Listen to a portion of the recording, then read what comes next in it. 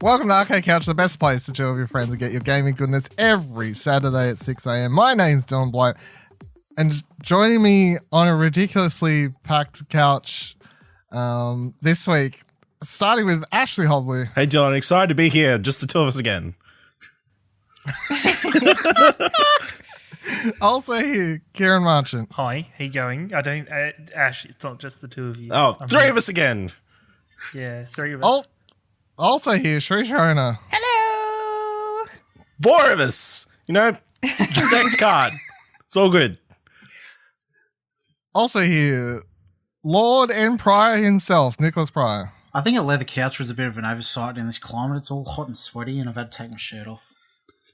I don't think we allowed for this many people when we brought the couch because I think we only ever thought there would ever be 4 people on the couch. I'm currently sat on Ashley's lap.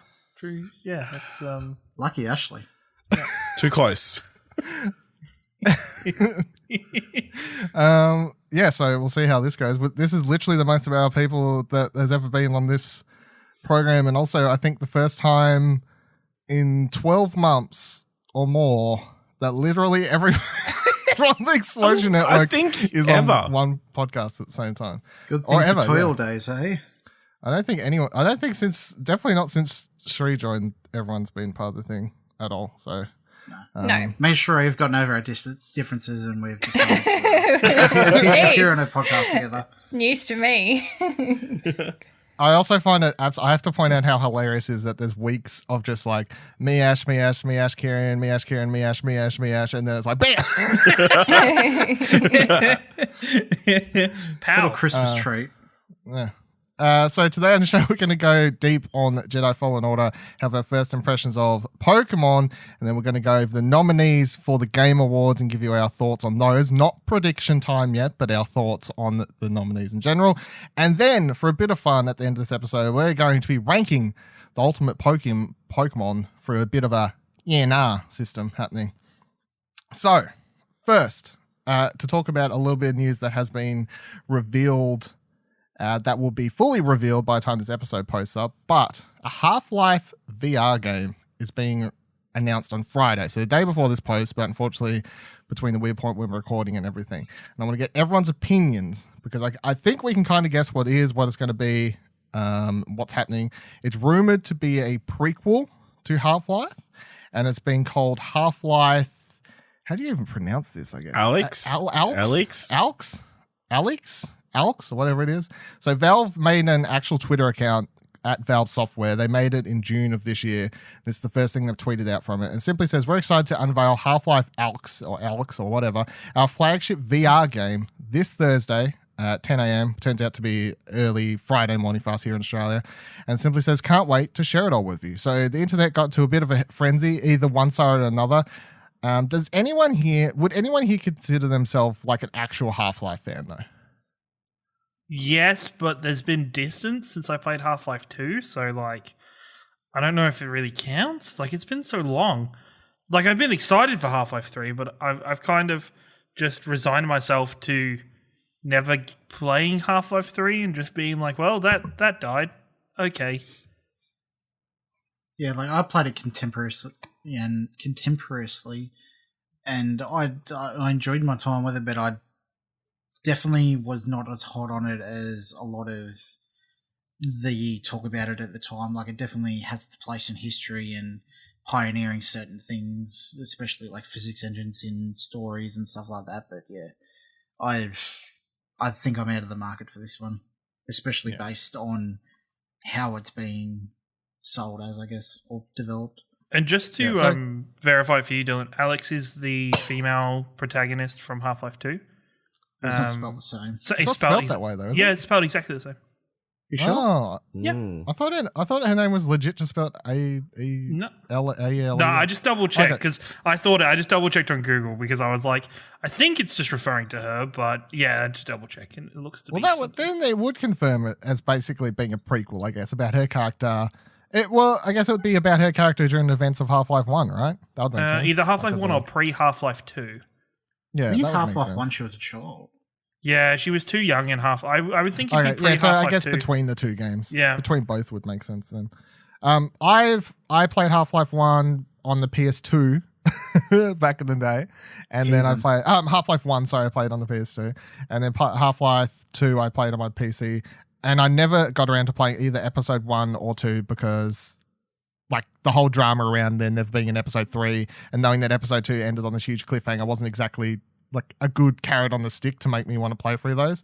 I do find this interesting from obviously just because it's game news. Like I don't really care much for the game, but the idea that Valve is actually making another Half-Life property is obviously going to be hot news when it comes out. No matter what it is, this is something that everyone's going to be intrigued in. The one thing that I also found quite interesting is everyone's getting annoyed that it's going to be a VR game. But I can't remember who tweeted it, but I saw someone rightfully point out and tweet that Valve and Half-Life, like Half-Life 1 basically invented the idea of a first-person game where it never took you out of the narrative. You know, like all of the story is told through what's happening. It doesn't take you to a cinematic or anything like that. Like it pioneered that. And then Half-Life 2, once again, kind of reiterated on first-person games and gave you all these physics-based puzzles and these sorts of things, which, of course, they then took over to Portal and made its own game, basically. So the idea that Valve, the company that pioneered so much on first-person shooters, would then move over to a brand new technology with VR and help pioneer that makes perfect sense. It would be silly if they literally just came out and made a pretty first-person shooter. As much as that's what everyone wants, it doesn't actually suit the narrative of what Valve has always done as a company for the Half-Life franchise. My only worry is that it's going to be only on their Index, Steam Index VR headset, which is what they put out earlier this year. And it's the most expensive VR headset that you can get at the moment.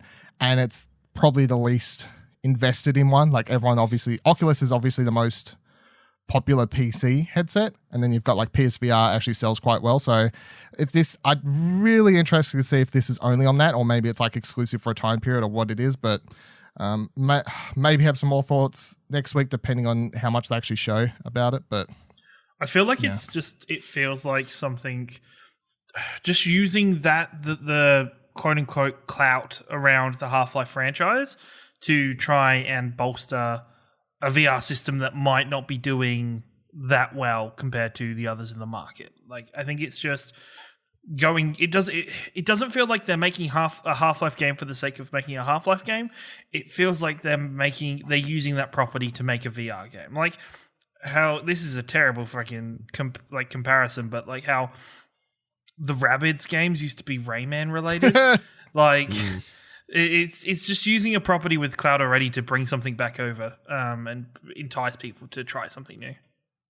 I would say maybe. I don't think it's as enticing as what the vocal one already seen it thinks it might be. I think it's more a meme than an actual beloved property these days. Yeah. It's one of those things like, you know, everyone cries about The Last Guardian and Kingdom Hearts 3 and Shenmue 3 and whatever else, Final Fantasy 7 remake, I don't know, all these things that are memes in gaming world. Like obviously Half-Life 3's been at the top of that pile, but much like all of those things, if a Half-Life 3 ever released or like a new Half-Life game, even if this one's only VR, guarantee that half these people that cry about loving Half-Life won't actually buy it or invest in it as much as they act like it's the best game of all time. So, don't know. In a bit of interesting news, we finally know what Amy Hennig is doing. She has joined Skydance Media, writes GameIndustry.Biz. Award-winning creative director Amy Hennig has been poached by production company Skydance Media, along with her executive producer partner Julian Beek. The pair will be establishing a new division of the production company, which promises to, quote, shape the future of interactive media. The department will focus on developing interactive, story-focused content for emerging streaming platforms. While not explicitly gaming content, the new division aims to provide the, quote, visual fidelity of television and film, but with an active lens in experience. Founded in 2010 by David Ellison, Skydance Media's recent feature films include Mission Impossible Fallout, Annihilation, Gemini Man, and Terminator Dark Fate. Since announcing her departure from Electronic Arts in 2018, where she was a senior creative director on the shelved Star Wars project for Visceral Games, Hennig has been running a small independent counseling and VR studio.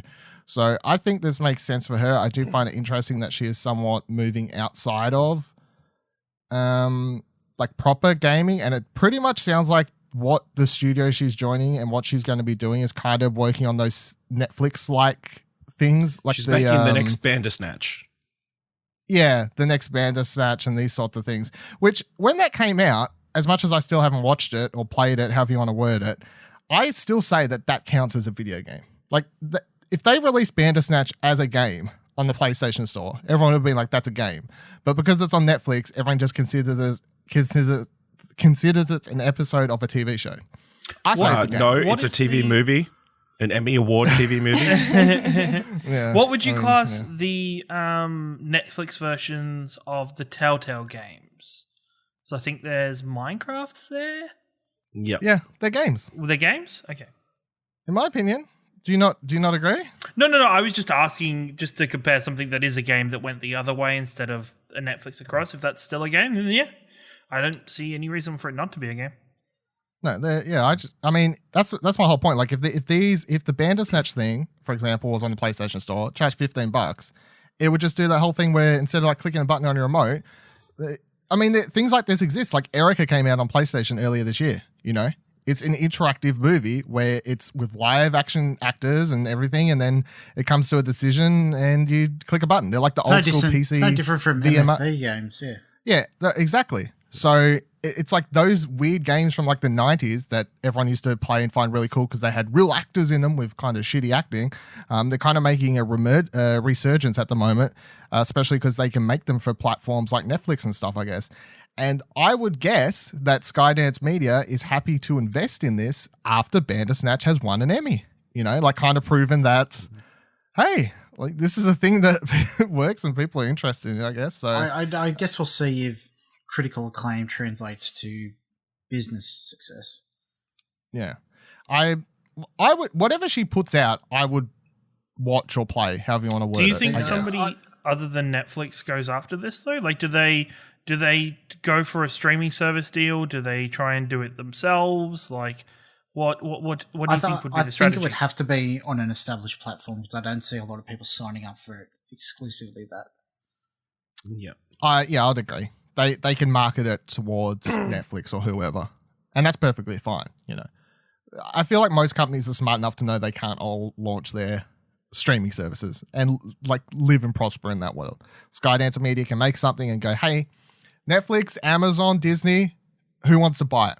You know, like and sell it off that way. I can see that happening for sure. Be interesting nonetheless. In regards to Amy Hemming, I'm happy for her that she's landed on her feet, doing something that she wants to do. But for me personally, I haven't really loved anything that she has done that I'd just run after her anywhere and consume it. I feel like I wouldn't say like she's created my favorite stories and games, but I feel like she's created consistently enough that I like, and I also respect her as a person within the industry when it comes to storytelling in games. Yeah. Like she's like old guard a bit now, you know? So it's like, well, okay, what's she up to? Let's see what she's doing. She's like OG a bit. She's been around for some time, so. Okay, so I want to go through the Game Awards nominees have been posted up. So I kind of want to run through them, get everyone's general opinions. We will do our yearly predictions sometime in the next couple of weeks, obviously, and that will be a shit show of an episode, I'm sure. But before going through them, get everyone's general thoughts on like, oh, this thing didn't deserve to be nominated, or what the hell, this is missing. The number one thing I've seen running around on the internet today that I had to tweet about was everyone getting up in Jeff Keighley's grill because Death Stranding is nominated quite a lot for things. Now, obviously, Jeff Keighley is in Death Stranding. He appears in the game. He is also known to have a very close relationship to Hideo Kojima, bringing him out. You know, everyone makes the memes about him being ultimate Kojima fan. So everyone's saying it's very weird how much Death Stranding is nominated. Now, I say that as weird as it is, and I think it's good that public do question these sorts of things. You should question these sorts of things. I think that is a good thing to do. But ultimately, when it comes down to it, he is not involved in either the shortlisting, the voting to create these lists. He's not involved in the voting in any form or fashion. Like what wins, what doesn't get nominated, has absolutely nothing to do with him. So I think it's actually okay. Nick, do you have different thoughts on it, or? No, I'm completely the same. Like, it's regardless of whether he's involved with it or not, I think it deserves to be nominated. I think Death Stranding is always going to be I think it was always going to be nominated for a based lot. on the Kojima's name, not in regards to his relationship with Keeley, but I think it was always going to be up there. And even regardless. just as like an onlooker or somebody who hasn't even played Death Stranding yet, is I'm that gonna play that game. I have random thoughts every Kieran's now and a then. It's notorious hater. like I'm kind of like I could play it and then I have a reason to to spew salt about it, but no, I still think that game will be looked back on in 2019 as the game that defines this year. There's always one, and I very much believe it's Death Stranding. No matter what you say, no matter who liked it, who disliked it, Death Stranding's the biggest game of this year, and of course it's going to end up in the awards and the nominations for it. Yeah, it's going to pull a lot this year, I think. From It's the all, well, awards. it's also the most on Metacritic and OpenCritic. It has the most awards of 10s on both platforms by critics, Yep. and people are acting like it was a game that didn't review well for some reason, and it doesn't deserve to be nominated. Well, I don't know. get Amazon Prime threes. Simulator. Amazon Prime, yeah. Anyone have any different thoughts to that? Like, is anyone actually on the side that Jeff Keighley, like, the game shouldn't have been allowed to be voted for? Anybody that has half a brain should not take that stuff. I think anybody who says it shouldn't have been allowed to be voted for is fucking ridiculous. I have other problems with some of these nominations. You got it. But I think if you're going to say Death Stranding can't be because of Jeff Keighley's relationship and outspokenness, then there's a whole bunch of stuff we have to start looking at with reviewers and articles and who's reviewing what, and it's just fucking just get over it. Like, I think if he was involved I'm- in the voting, it would Correct. make sense, but he's not. So I guess why are they up in arms about this when everyone knows IGN takes money for their reviews? Like, damn right they do. The one more hot topic I want to bring up is I've seen a lot of people complaining about Jedi Fallen Order not being nominated for anything and questioning what the submission forms, cutoff date, these sorts of things. Now, the cutoff date apparently for stuff that could be nominated was November 15th. Jedi came out November 15th. And I've seen people in comments getting up in arms about that and saying, well, it was allowed before the cutoff date. How come it was nominated? Blah, blah, blah, blah. I've seen some people like Andrew Renee like coming out and replying to people and being like, we did have the game ahead of that date, but we'd only got it a couple days beforehand. So even if a bunch of critics were halfway through playing the game, obviously they wouldn't have had enough time to play it. So in that regard, a lot of people have then been saying, well, why do the awards happen to December? They should move the awards to February or something like that. And my viewpoint on that, as someone who helps organize our very small collection of end of year awards, is it's very easy to be like, just move it to this February, but then it's still just like, no matter where you make the cutoff date and what you do, you're always going to be like coming up against okay, well, this thing gets cut off, and like, does this come next year? Like, do this, like, because Kingdom Hearts come out in January, so imagine if the cutoff was like end of January, so then it's like, if they did that date, it's very easy. The cutoff date would be December 31st. It's just the ceremony is like a month later. But at that point, is anybody going to care about Game that's Awards? the biggest But point. Like, even then- it needs to be current for it to be relevant. But wouldn't you look at the gaming calendar as a whole and go, well, we're going to put it here because, we knew Jedi's release date far enough in advance. No, we've only known for a couple months. Yeah, And- but like you could still set it. But you could say if Death Stranding was to say, this is my only point I would say. If Death Stranding was to say we're coming out November 15th, that cutoff date would have been moved. Do you think it would have? I think it comes down to the point that we know when the Game Awards are every year. It's always at the same time of year. Like, Yeah. it's on the publishers to put it out. They obviously don't think it's necessary to It's be. not, but then it's like Jedi then gets put up in a weird spot where is anybody... That's the unfortunate nature of award shows. Like, I understand when's it's the BAFTAs, unfortunate when's the nature Grammys, of it, when's but the... when it's like the day of, you surely some kind of like... Well, then that's on the publishers. They should have could gotten have it out given early the if they judges cared early about code. Yeah, they could have given them early it. code. It's not... Yeah. I just think there could have been to... Like, it would be You can't really... upend a whole award show just to cater for one game. that It's comes not out on the same upending day. a whole awards show. Like, in what way does it upend a whole award show for a game to have for the cutoff date to be a couple days extra? So that a game obviously probably, they don't organise this kind of thing for arbitrary reasons. Like, I understand they don't, but when you know something big is coming out, why is the onus on the Game Awards to change their stuff to suit them? Why can't to accurately represent a year in gaming for that award? That's the date. That's the date they've been given. Like, I'm sure all these publishers had this date given well in advance. The thing is, the publishers aren't. If you talk about publishers changing something and a Game Awards changing something, it's a lot easier for a Game Awards to change something. If you're going to tell a publisher, yeah, fuck off. It's hard enough for the Game Awards to get the funding and all that as it is. Like, probably have all this set well in advance. Like, all these people that are judges have busy schedules, and there's got to be some kind of foresight to, we all know that December is the deadest month in gaming. So why can't we do it in December? How rude! Why can't billion-dollar publishers give out their codes a little bit early if it's that big of an issue? I don't have a question. I don't have an answer for that one. I don't have an answer for that one. In no way is this on the Game Awards. Let me tell you what the biggest problem with the Game Awards is. As much as the industry, or most of the industry, views it as the be-all, end-all, like our equivalent of the Academy Awards or something, it's still not. Like, we view it as that because it is the biggest award show, but it's not. And the big difference between this and the Academy Awards, for example, is that the people that are the 80 different outlets that are a part of the judges panel for the Game Awards,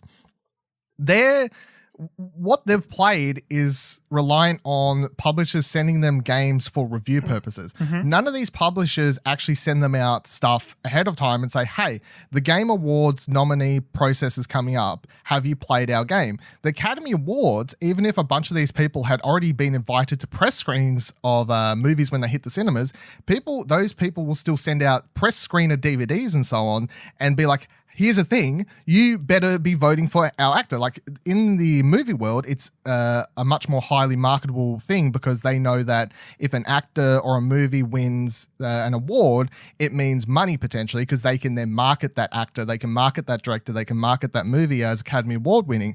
The Game Awards doesn't have that. It doesn't have the carry that Game Award winning best game of the year. You don't put that on a box. The publishers and studios don't care about it that much yet. No, you can take it to the bank. Every single one of those games that have been nominated is going to have a Game of the Year edition. Oh, yeah.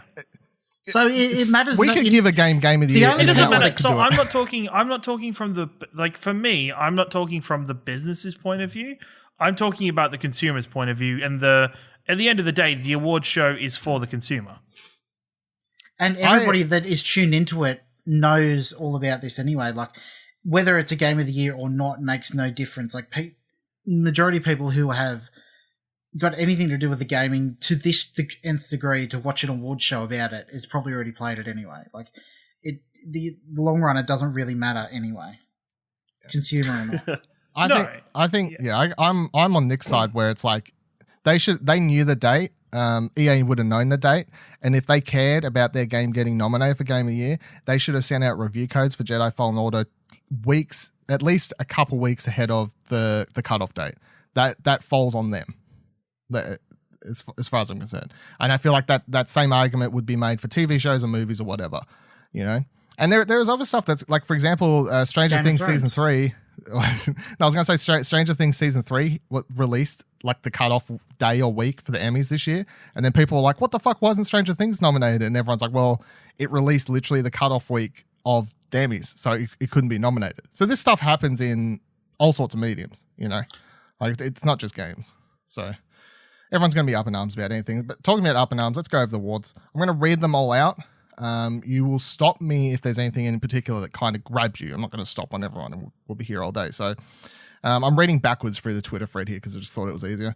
Nominees for best performance are Ashley Burke at for the Outer Worlds. It doesn't say the character name. Pavati. Right, there you go. Vardy Holcomb. Courtney Hope. There you go. Courtney Hope for Control, Laura Bailey Gears 5, Mads Mikkelsen Dark Souls, fucking Death Stranding, Matthew Porretta Control, Dorman Reedus Death Stranding. Obviously, two Death Stranding awards there. Best musical score: Cadence of Hyrule, Death Stranding, Devil May Cry 5, Kingdom Hearts 3, Sayonara Wild Hearts. I will say that as much as I haven't played Devil May Cry 5, anything that's been nominated for that fucking terrible metal song they played at E3 or whatever can get the hell out of here. Devil cry, devil trigger. It's whatever. actually Fuck really, that it's song. really good in the game. It's not Okay, really it may good. be in context. It's In good, but out of context of the context, game, it's really, really good. In that I just remember performance, out of context, it's really terrible. bad. it was so corny. I hated Disco it. Elysium should have been nominated for that category. For best score music. Yeah, Yeah, I've music seen a notes lot of people phenomenal. saying that Disco Elysium's been snubbed on a lot here. And to be honest, once again, like I say, there's 80 outlets. I have Disco Elysium installed. I still haven't got a chance to play it. As much as I'm really excited to finally dive into that game, it is still a very small game. Oh, I yeah, think, great. and I would, a lot of these outlets probably haven't played it. And that's just the simple like situation, like how it works. Which best ongoing game? Apex Legends, Destiny 2, Final Fantasy 14, Fortnite, Tom Clancy's Rainbow Six Siege. Kieran, do you want to? There's no Overwatch here. Like, is that? I beat Kieran in all the esports categories last year, so you know. You should ask Cherie. Sure, no Overwatch here. I How's think that it's fine because Overwatch has had a really shit year. As the game itself has had like a really shitty year, so I don't think. I mean, the fact that Kieran is not playing the game anymore just tells you how shitty it's been. I started. I just want to hope it's because of his integrity and standing with Hong Kong. It's fine. He's been playing it all last week. I started again last week. It's fine though. But I think all these other games are better games as a service, more ongoing titles. So I think they're all rightly awarded their nominations here. Fair. Best narrative: A Plague Tale: Innocence, Control, Death Stranding, Disco Elysium, there's that game, and The Outer Worlds. So I saw a lot of people getting up in arms, and I'm like, as much as I haven't played Disco Elysium yet, everything I hear about it is that the story's the best. So at least it got nominated for that. Have you finished it, by the way, Nick? I haven't finished it, no. You keep saying that everyone's What? up in arms, but I mean that's just gamers. I've said it all the time on here. Gamers are shit. Yeah, but by the way, They're always gonna be up in arms. if I talk very general, I'm like gamers are up in arms. I'm talking about just generally clicking in like responses to Twitter threads and like what the general reaction is. Yeah. All right. Best mobile game: Call of Duty Mobile, Grindstone, Sayonara Wild Hearts, Sky, Children of Light. What the Golf? I gotta point out What the Golf being nominated here. I'm very happy with that. I played through that. That was the first game through Apple Arcade that I played through and finished. It was very silly. You start by playing golf, and then 5 minutes into the game, you're flinging around all sorts of objects and assortment of things. It's quite a funny game that's full of puns. It is puns galore. And then every time you get something into a hole, it goes, "What the golf?" It's quite funny. Best game direction. You had to be there, everyone. God. Best game direction: Control, Death Stranding, Resident Evil 2, Sekiro: Shadows Die Twice, Outer Wilds. Not Outer Worlds. I just want to clarify. I will say Outer right Wilds here, was- I am upset that there is no category in which Outer Wilds is up against Outer Worlds. Yeah. Just so the presenter could fuck it up or Travesty. something. That would have been like the La La Land version of the Game Awards. And the winner is the Outer Wilds. They get halfway up. Oh, sorry. We meant the Outer Worlds. It's We just a meant the joke. Outer It's just a Worlds. joke. Whoops. Sorry. Fresh indie developer. Zay slash say the Um full for Disco category Elysium. name. Can you What? say the whole thing? Sorry. The nominees for Fresh Indie Developer presented by Subway Eat Fresh are Zay for Disco Elysium, Nomada Studio for Gris, Dead Toast for My Friend Pedro, Mobius Digital for Outer Wilds, Mega Crit for Slay the Spire, and House for Untitled Goose Game. Now, of course, happy to see House there. Really hope that they win that one. So then, As if you know, they claim don't one win from, that one, right? claim Like, one from home, Australia. I don't know. Go team. Yeah. I think they have a very high chance. As much as once again, you got to remember who's voting for this. The votes for the Game Awards, as we learned last year, is 90% the council Judges. of 80 teams or whatever, and then Yep. 10% of the vote comes from public voting. So when looking at that list and just seeing how much the general gaming press plus the general gaming populace have loved Goose Game, I think it has a very high chance, obviously. I don't know. I don't think so. Get the fuck out of here, Ash. I'm sick of your negative attitude. Best fighting game: Dead or Alive 6, Jump Force, Mortal Kombat 11, Samurai Showdown, Super Smash Bros. Ultimate. I've never even heard of Samurai Showdown. Every year the fighting games fuck me over. Smash Bros has just got that on lock, I think. I don't think. Yeah, I any think of so. the others, Let me see. Hear me fuck up some esport names here. The nominees for your best esports players are Booger, Faker, G2 Perks, Simplo, and Sinatra. How'd it go? Do you mean simple? You mean Frank Sinatra?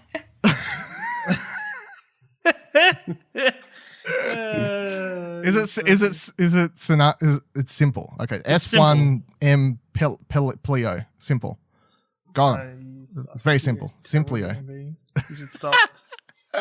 Best esports game. Why did you just read out their nicknames, Dylan? I thought we were being more professional in esports and reading out their full Because that's what names. they've There's nothing listed here. professional about esports. Oh, I'm on the Game Awards website and there's No, I'm on the full- Twitters because it was easier for me you just to see fucking the list. Twitters. You Yeah, I'm on the fucking. Twitters. Sorry.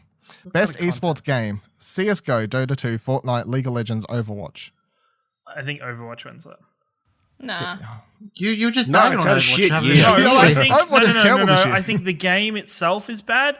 I think Overwatch League is fucking phenomenal for esports and deserves to be recognized. Certainly it's not going to be Hearthstone. Damn straight. Couldn't be worse than League Worlds this year. Fucking bullshit. No, tell me about it.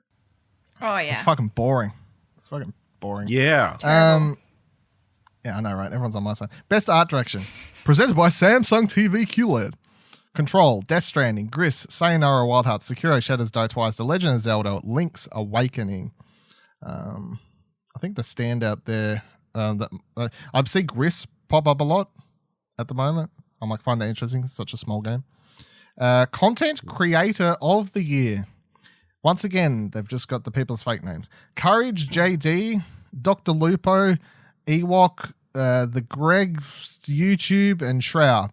I'm gonna tell you a prediction for what I predict is I'm just gonna hope Ewok wins because I hope that little child, that little cutie child, just wins an award. That'll be good content. No, that'll be right? Mixer. No, that'll be Mixer Conspiracy. If she or Shrouds wins, Mixer Conspiracy. I don't. In case anyone doesn't know, how old is she? Like 14, 15? Yeah, and she's deaf, isn't she? Yeah. Yeah. So she's a standout amongst these other fucking boring typical Twitch. I don't know. Twitch Courage mixer, is pretty. whatever. Courage is pretty interesting. I've never heard this person. Oh, Are they courageous? Courage JD, yeah. Courage So JD. which is him. What do they stream? they stream Fortnite. I think he they did like PUBG, he did so- like a Ugh. music video with Ariana Grande and stuff. Thank God he streams Fortnite because I swear to God, like that underrated game doesn't get some streamers soon. Like we really need some people. Yeah. Fucking hell! Doesn't Ewok stream Fortnite? Yeah, but it's a little cute fucking girl. Like Why does that matter, Dylan? she's way more interesting. 2019 nominees for Game of the Year are the big one: Control, Death Stranding, Super Smash Bros. Ultimate, Resident Evil 2, Sekiro, Shadows Die Twice, and Outer Worlds. Is there anything that Does people anybody think got feel horribly snubbed? weird about Resident Evil 2 being on this list? Why? Because it was a remaster. It's not a remaster. It's It's a a remake. full That's a proper remake. I remake. think it's more weird that Smash Brothers on there as opposed to Resident Evil 2. No, I think Smash Bros. Had a bigger part in this year. I don't know. I'd feel really weird just Resident Evil 2. But your argument for being a remake where that is just pretty much a re-release. I don't think Smash Bros. Was a re-release. It had more content this year than it's ever had before. I think And Nintendo so did keeps Resident just Evil 2. Resident Evil 2 had pretty much the exact same amount of content. Ding, ding, ding, ding. No, I'd say Resident Evil 2 is a remake. It is not a remaster. Medieval is a remaster. Okay, Crash Bandicoot but is a even remaster. then, like, Spyro it's is a remaster. Remake of something that's already like come. Shouldn't there be like more fresher, like new games for this year? That Like Star Wars. But it wasn't made because of the cutoff point. So for this argument, it's not not there. You fucking idiots. No, It's like it's as if you three are on the couch and then Ash and I are just on our own lazy boys or something. just chilling out, and Dylan and watching fucking them Nick fighting have each got, other. like sticks, and they just prodded me with sticks. No, Resident Evil 2 is a complete, like, ground up new game. Like, Is it I think it deserved to though? be there. From what I understand, Go it's- back No, and play I Resident haven't Evil played 2 and replay that. See how completely different they are. Okay. Is there You're not anything gonna do anyone is there anything anyone feels got horribly snubbed? Yes. What? Disco Elysium. Yeah, like legit. Not for the memes. Legitimately, yes. just Is one of the I best think RPGs. every time Nick says something, I go, "Is it for the legitimately memes one of the or-" best RPGs I've ever played. Okay, yeah. Well, I think Outer Worlds got a little snubbed. Oh, Outer Worlds is there. Don't worry. I just forgot because it's cut off here, and don't worry. you see one reading He through the got Twitter. snubbed for not being knobbed twice. You're like, why are you reading through the Twitter deal? I'm like, because it's easy to read. You're like, oh, my thing got cut They off on just the slightly website. cut off on the website. Okay, it wasn't. Yeah, one of the that's why I obvious switched to Twitter. Fucking Ash, leave me do you have alone. anything? Ash? the other game that I've seen people get up in arms about, to steal your phrase, Fire Emblem Three Houses. Obviously, that was very much beloved, and there was huge fandom and the fan love for that game, and for it not to be among the top 6 is surprising. I think it's a very niche game. That's the And once issue. That's the again- only issue. But Sekiro, Shadows Die Twice, a game that nobody could finish, is in the top 6. So Yeah. It's in that surprisingly a lot, nomination- actually. I don't I'd feel forgotten about comfortable it. at being there. Which one's Sekiro? No, I mean, as much as I have my problems with it, and obviously I spoke about those, it's still like it's very close. Like if they just added in difficulty options or something, little, just let me farm up a little bit of XP or something like that. Let me do something. Maybe you should it's go back still- and try it on stream before the end of the year. Go back Nah, and break give it some- another try. I'll break something. Give it another try, Dylan. Go back. Go on. I'll probably break God. something. Break something. that's okay. Did you break something playing that, Nick? By the way. No, I just stopped playing. Because you got about as far as I did, I think. Yeah, I think I traded it in, actually. Yeah. He was hyped for it as well, so there you go. All right. Last thing I want to go over quickly before we move into what we've been playing as a tie-in. GameIndustry.Biz writes, Nintendo Switch console sales have jumped up in the UK as Pokemon Sword and Shield became the fastest selling Switch game so far. Retail data shared with GameIndustry.Biz states that Switch hardware sales rose more than 30% during the release of Pokemon Sword and Shield. The spike also coincides with increased retail activity around Switch consoles, with hardware sales spiking 75% the week previously. Overall, almost 90,000 Switch machines have been sold in the UK so far this month. Interestingly, it isn't the new special edition Pokemon Sword and Shield Switch Lite that is driving sales, but actually the normal Switch console with improved battery life. This Switch is the best-selling console in the UK this year so far, just ahead of the PlayStation 4. Nintendo's machine is expected to end Sony's 5-year region as UK's number one selling console annually. Retailers have told GameIndustry.Biz that they're currently running a series of Switch promotions, with more to follow around Black Friday. It's been a good week for Nintendo, which had 6 games in the UK physical top 10. Pokemon Sword and Shield accounted for 3 of these positions and combined together represent the biggest Nintendo Switch launch to date, beating the record held by last year's Super Smash Bros. Ultimate. It's actually the 3rd biggest Nintendo launch in UK history, behind Wii Fit in 2nd place and Pokemon Sun and Moon at number 1. This news story, of course, is highly relevant because all of the Pokemon nerds were up in arms with their whole hashtag Game Freak Lied stuff and talking about never buying the game and blah, blah, blah, blah, you know, all this sort of stuff. So, and yet it comes out, it releases, and it's selling like hotcakes. I think I saw on Twitter briefly before we started recording, and I couldn't find a story about it, but someone was saying that it's also sold very, very well in Japan as well. So, But no Game Award nominations, so doesn't really matter. Yeah. Whatever. Man. The cutoff it- day, guys. The cutoff day. yeah, It it was did release on November 15th. Nintendo didn't want to give them any copies early, so the reviewers couldn't fucking, just fucking look into it. You're saying it like it's a joke, but that's legit what happened. Yeah. No, it's fucking no. No, no, no, no, no, no, no,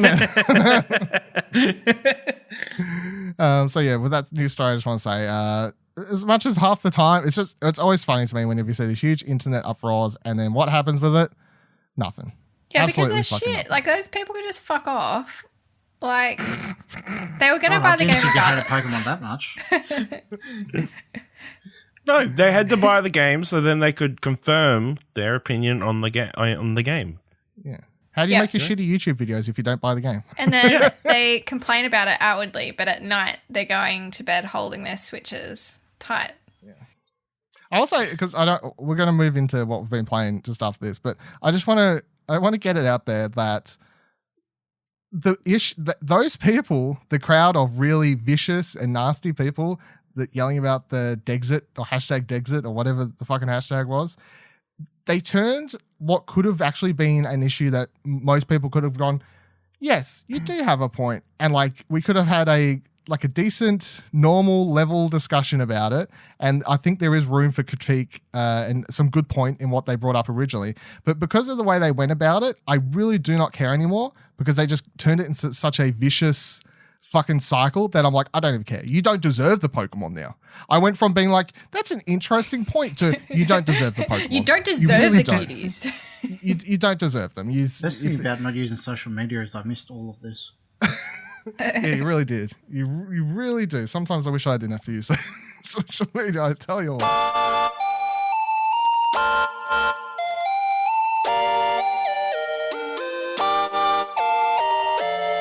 Let's get into it then. So Pokemon Sword and Shield, it's going to be very short impressions before we move on to other stuff because I've actually only played about I'd say 2 hours, nearly 2 hours. It's basically 2 hours, not that whole much. Enough to be like, cool, the game's got Pokemon and you fold them and there's stuff that's going on. So that's interesting. First things first, you start the game, and I just want to go over how you get the Pokemon in this game because I haven't played the last couple of generations, right? So I don't know if this is a new thing or this has been happening. I have no idea. So I'm going to talk about it. But I haven't played the last couple of generations. In this game, you don't go to no professor to get your Pokemon. The fuck's up with that? You got your best friend, who's basically your rival in this game, and then his brother is the champion, and he just shows back up and he's like, hey, look what I got. And he rolls out the 3 Pokeballs. Yeah, he rolls out 3 Pokeballs. There's your Score Bunny, there's your Scroble Dooble, and there's your Grookey monster, right? No. And all these little dudes come out, but it's the most awkward thing I've ever seen because I'm like, cool, I'm having Score Bunny, hashtag Score Bunny. Come over here, my little rabbit friend. You get that cute little cutscene that you see in the trailer where it jumps up and high-fives you. I'm like, yes, screenshot. Got that. And then your rival takes the Pokemon that is the weakest to what you pick. So if you pick Score Bunny, it picks Grookey. But then it's really awkward because then the camera cuts over to where all the Pokemon were, and then Sobble's just over there. And because Sobble looks sad as fuck, it really looks like having the other 2 Pokemon picked, Sobble's just like, Yeah. oh, no one loves me. I'm all alone. And it's really quite awkward. The game, for as much as everyone was complaining before release that wasn't going to look that good, I think art direction wise, although there are some technical hiccups here and there, like I've had a few like frame rate hiccups and texture pop-ins or whatever, nothing that's like really bothered me, but like I have noticed it happen a couple times. Other than that, I would say the art direction of the game also just makes it stand out, especially amongst other Pokemon games straight away. Like I got to the first wild area and you're like, it really is just a massive open wild area. I found one of the little things where you can do raids. I walked up to that. I tried to do a raid against a giant donkey Pokemon, and I'm like, this thing looks ridiculous because it's fucking huge. It's a goddamn donkey. I tried to battle that with people, and I guess I was trying to do the raid with a bunch of people that had just started the game like myself, and we got our ass handed to us. Couldn't even get the fucking Pokemon's HP down to half before I lost. I'm like, okay, well, the raids are at least challenging. Yes, I will come back to this.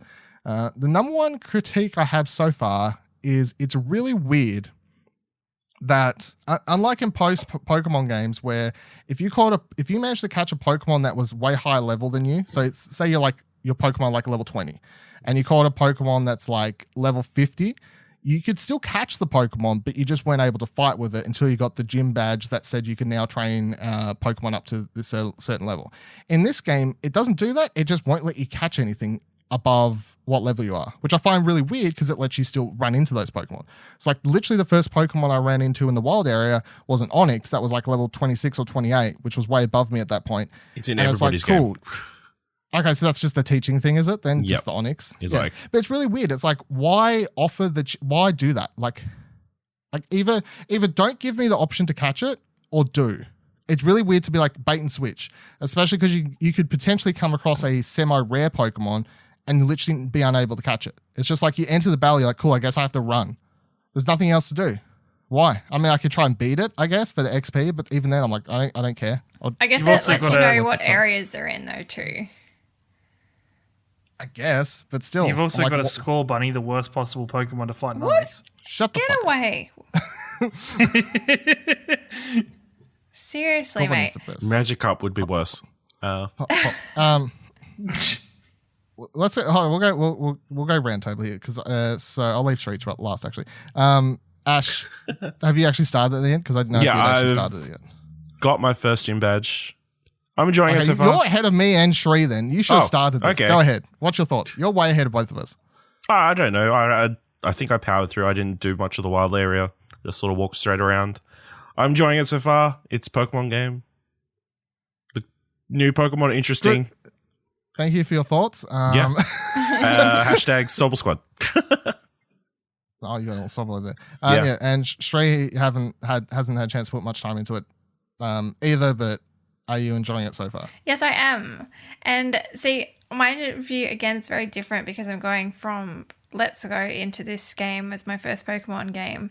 And I'm actually really happy, like, you know, for all the times that we've discussed everything about how they were going to, like, would they be slightly similar? Like, what would be the go? You guys were all like, no.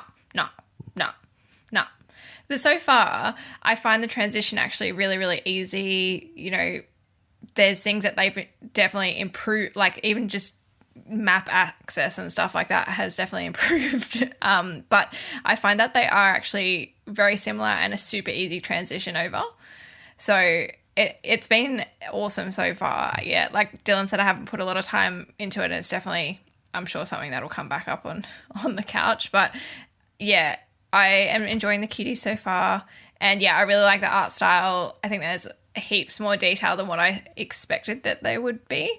The music is very funky, gets me really jazzy. And like the funny thing is too, when you pick Score Bunny, is that he looks like he's dancing to the music at times when he's like waiting to battle the Pokemon. So I'd find myself like bobbing along to him.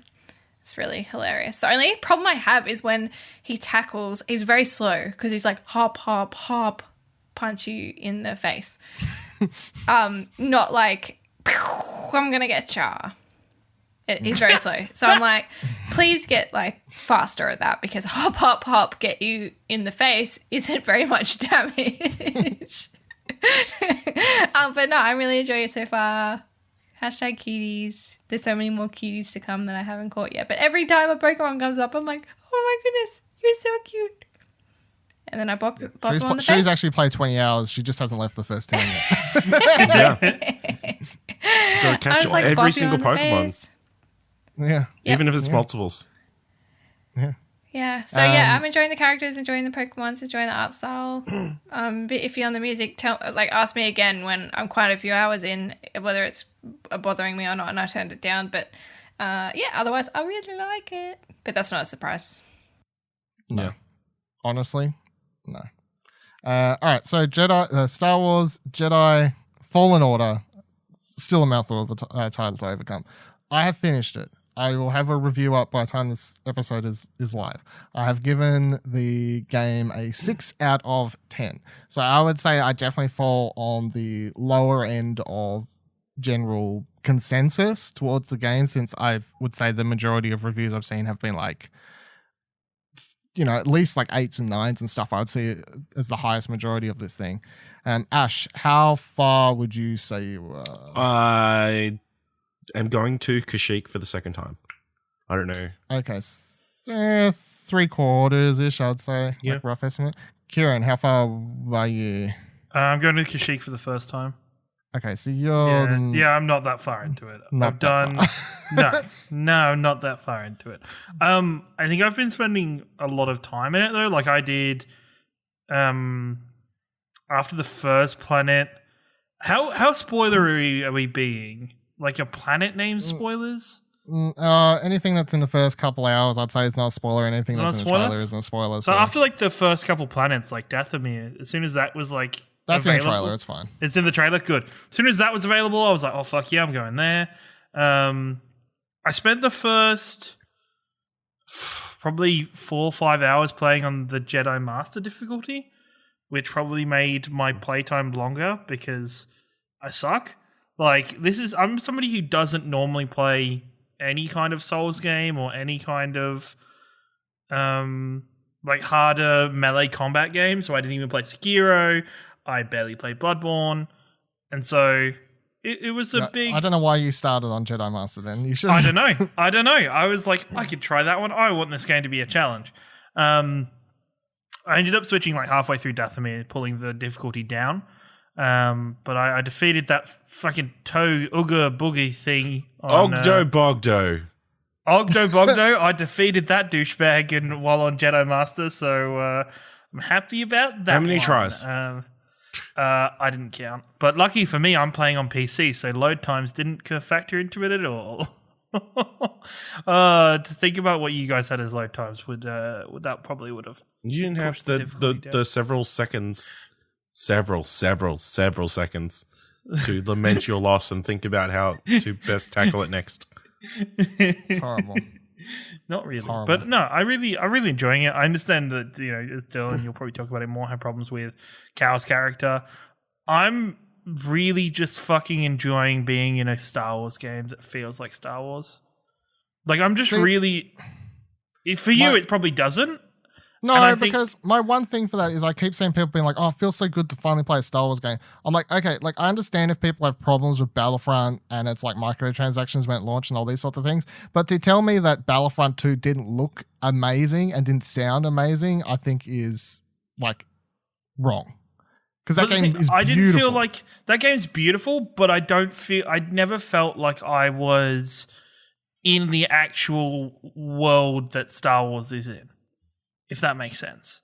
Like, I felt like I was, you know, in a video game or a simulation of that world. Whereas, I don't know, there's something about Jedi that makes me feel more enveloped. And look, that might be because last week I had the biggest Star Wars week of nerding out about Star Wars that I've had, where I was excited about Mandalorian and watched Mandalorian, and I've been listening to the audiobook for The Resistance Reborn nonstop and playing Jedi. And I think, you know, Dylan, you've been a Star Wars fan for much, much, much longer than I have, and in terms of looking for more things about it. And I guess that just made me more excited for Jedi, and I'm probably looking past a lot of its flaws because of that.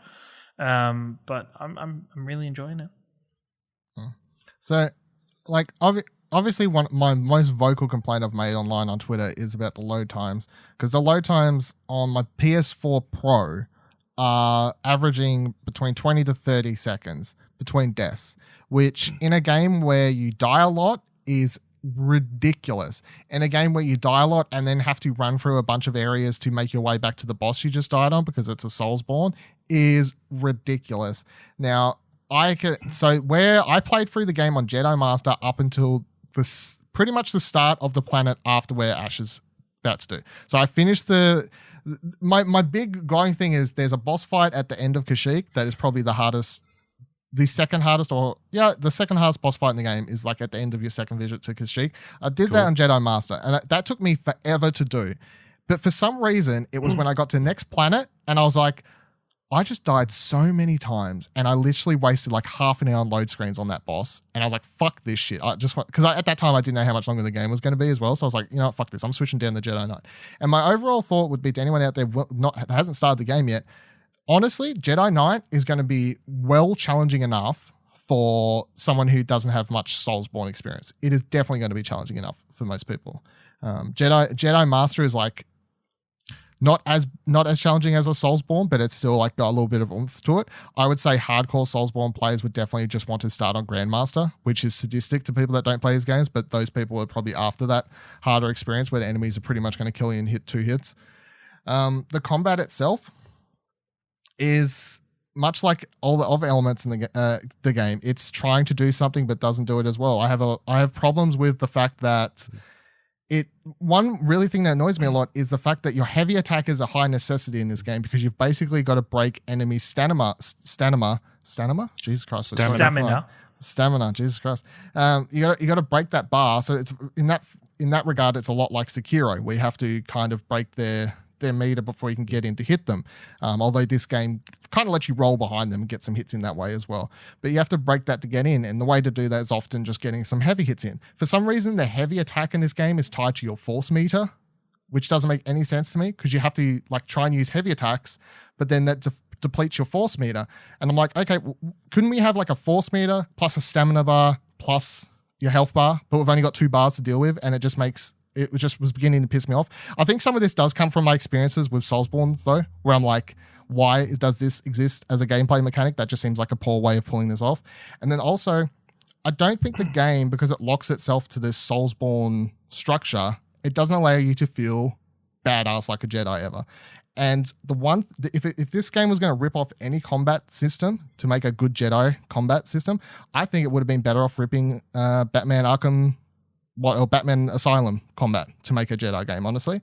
A combat system designed around rewarding you for inputting the buttons at the right time, countering enemies, doing all those sorts of things. If you start button mashing in those games, you're gonna get hit.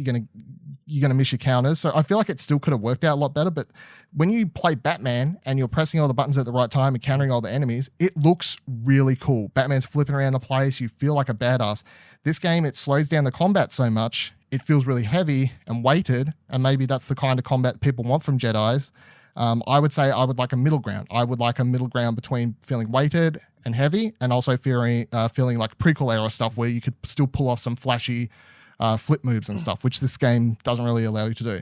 And then also the other thing that really annoys me about the game is just structure-wise, it tries to be a Metroidvania, and the Metroidvania aspects is that it locks your force powers behind dungeons. And the dungeons are cool. The puzzles are cool. They're my favorite part of the game, doing the dungeons. But the fact that I had to play through half the game for Cal to literally go, oh, fuck, I remember how to force pull shit all of a sudden. I'm like, that doesn't make sense.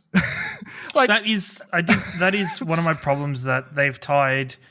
Like, they give this reason for Cal not knowing them at the start where he's like, I disconnected. cut myself off from the force. He cut himself off from the force. His force connection's broken. And for anybody who's interested in Star Wars or like knows that the Force is a very spiritual thing. It's a very character-driven thing. And then for those powers to be reawakened by him walking up to this random-ass wall and touching it is fucking dumb. Yeah. Like, it's like there's no... It sounds like Skyrim when you learn the words. Yeah, basically it is. It is. And, like, you know, it tries to give it a character aspect by... When you touch it, it gives him a memory or a flashback to train you how to do the thing. But it'd be so much better if there were character-driven moments that led to the character developing these powers again. There are a couple. Like when you learn to force pull, that one is story moment based. Yeah, that one makes more sense than others. But even then, I'm like, my dude, the first power you get in this game is how to slow down time on enemies. And you're telling me that halfway through the game, you're only remembering how to force pull your lightsaber towards yourself? It feels that like shit's back the fuck. It feels like being able to slow down time before you're able to force push or force pull something feels vastly different. Like it just feels very weird.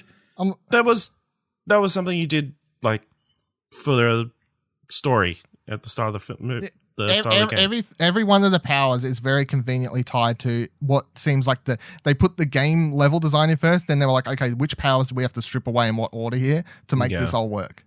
Now, I would have preferred him just to start the game and be like, have very basic powers. I can force push, I can force pull, I can do very basic Jedi shit from the start of the game. And if you want to make a Metroidvania, literally make it equipment. Why not? Just because he's a Jedi doesn't mean you can't block off stuff until he gets access to certain equipment and items. Make his force push and force pulls or more powerful. Make them weaker at the start so that, you walk into a massive thing you have to push and it's like, well, you can't do this yet. You're not strong enough in the force. Like, come back later when you're stronger. Like, it would have made more sense for a narrative point of view if they did it that way. Yeah, so I'd say there's definitely some things that just... 6 on our scale is okay. I do think the game is okay. I don't think it is the be-all, end-all, the most amazing Star Wars game that is going to blow everyone away. I think everyone is a little bit hot on it simply because we haven't had a good Star Wars game in so long that they're given something that's good and they're like, this is 9 out of 10, this is 10 out of 10, because that's how starved people are for a Star Wars game, that they're willing to give this one the extra push. But when it comes down to story stuff, I wasn't too interested on that either. I want to take a second to promote Alderaan Explosion this week, where we're going to talk about this the game again, and then also The Mandalorian. I'm going to spend basically that entire episode focusing on my thoughts on the story and not the gameplay stuff, because it's not a gaming podcast. But I'd say that, for this, I did not enjoy the story from start to finish at all, really. There are characters in it I enjoy, but the main character, Cal Kestis, I found to be an utter bore. And if you find the main character a bore in a video game, it's going to be a bit of a struggle. He was just annoying. Does the story have any far-reaching consequences on existing canon at all? No. It's not like Force Unleashed, where it's like a secret apprentice or nothing like that. No. There's some like Easter eggy type stuff and whatever, but nothing that's like major. And there's one Sorry. argument I've been reading a lot about the combat, that it feels like you're just wielding a light up baseball bat as opposed to a lightsaber. Does that argument hold any water for you guys? Not really.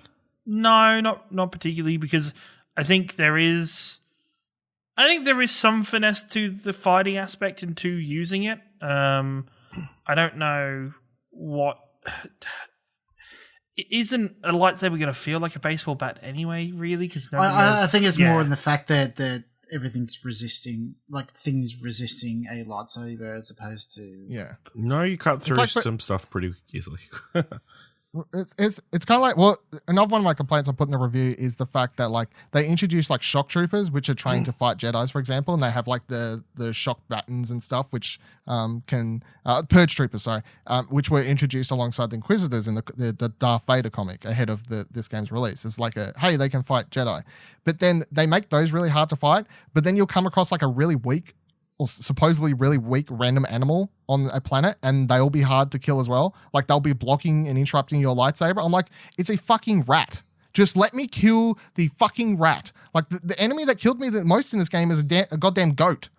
Just because it would come out of nowhere and charge me. I'm like, just hit the fucking thing. It's blocking me with its horns.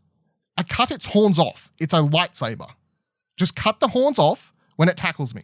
It cannot do that. Like everything's blocking me. It doesn't make sense. They tried to make a Soulsborne, but then like because of the weapon type and everything, it gets very like they stuck themselves hard into a. I also read a thing that there's no like whether you're for it or not, there's no dismemberment on any humanoid. No humans, only the animals. Droids or animals. Yeah, that's it. Like you'll slice a stormtrooper across its body and you'll see like a red line, but their body won't like fall down or anything, which I think is.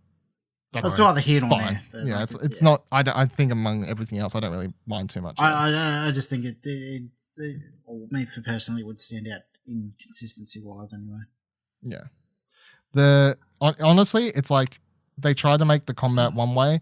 I would have just preferred I don't want a button mashy Force Unleashed, but I want Force Unleashed combat that I can perform by learning to do moves well. You know what I mean? That's why I'm all for Batman.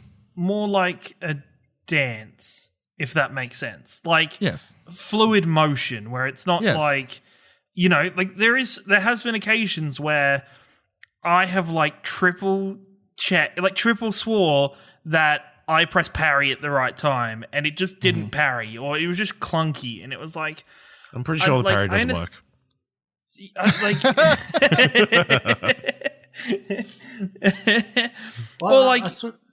It's just it doesn't make you feel like fighting some giant frog thing, and the hitboxes were so off. Like he clearly dodged out of the way, but the tongue still grabbed him and stuff like that. That would frustrate me. That's the Uga. Yeah, it doesn't have the. It definitely doesn't have the mastery that the Soulsborne. I think coming from a Souls background, that would frustrate me quite a lot. Yeah, I think it would as well. All right, moving on. Death Stranding. Now, you're like, Dylan, we've talked about it. I've listened to you on Platinum Explosion. We've talked about this game a shit ton. Well, the other person playing it is Nicholas. So I handed over to him because obviously this week's episode of Platinum Explosion released on Tuesday. I talked about how I gave the game a 9.5 and I love it. And it's definitely at the moment my game of the year.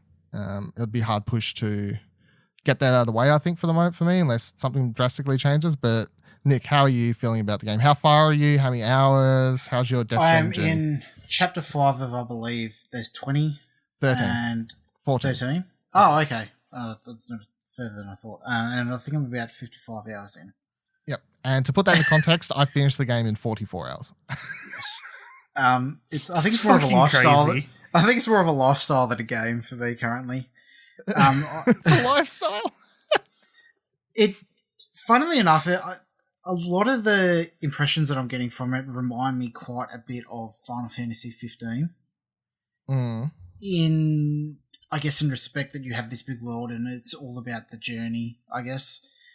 But for me personally, Kojima, I come to Kojima for his storytelling as opposed to his gameplay. Like, for me, Metal Gear Solid games have had good gameplay, but they've never been what I've gone to Kojima games for.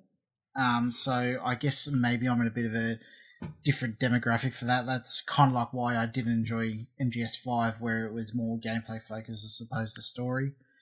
Whereas I love MGS5, which I think is important for my Death Stranding. I would have been a lot hotter on MGS5 if it wasn't a Metal Gear game. Like, I think it's just because, but that's neither here nor there regarding this. I'm loving the story. It's still, at my current point in time, it's still very convoluted and not very well explained, I guess.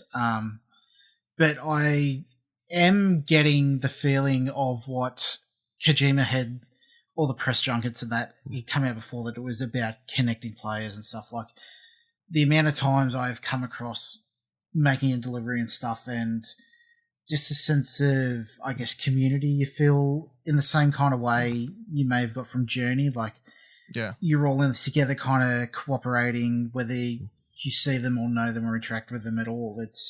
Feels like an all connected world where everyone's in it together. Like, you start the game with none of that and you feel how hard it is, but then as it more opens up to you, you get the feeling of it coming together and people working together, which I think you wouldn't have got that feeling unless you had the hardship at the beginning.